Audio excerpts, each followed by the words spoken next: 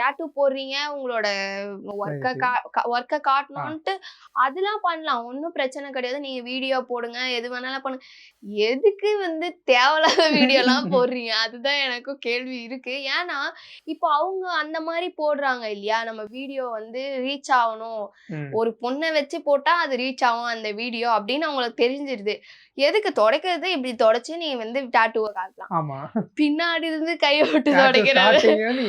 ஆமா, ஆமா. அந்த மாரி எதுக்கு அந்த மாரி பண்றீங்க? நீங்க ஒர்க் பண்றீங்க. உங்க ஒர்க்க காட்டுங்க. ஆமா. யாரும் எதுவும் சொல்ல மாட்டாங்க. தேவையில்லாத இதெல்லாம் காட்டினா நெறைய பேர் இருக்காங்க. அத பார்க்கறதுக்குன்னு இருக்கிறவங்களும் இருக்காங்க. எப்படா அந்த வீடியோ வரும்? எப்படா போடுவாங்கன்ட்டும் இருக்காங்க. அந்த மாரிலாம் பார்க்கும்போது என்ன கேட்குறாங்க. நீங்களும் இந்த மாரி எதா பண்ணுவீங்களா? உங்க ஸ்டுடியோல?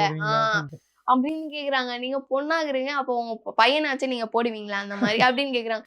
என்னப்பா நீங்க யாரு பண்றாங்கன்னு அவங்க கிட்ட போவோம்.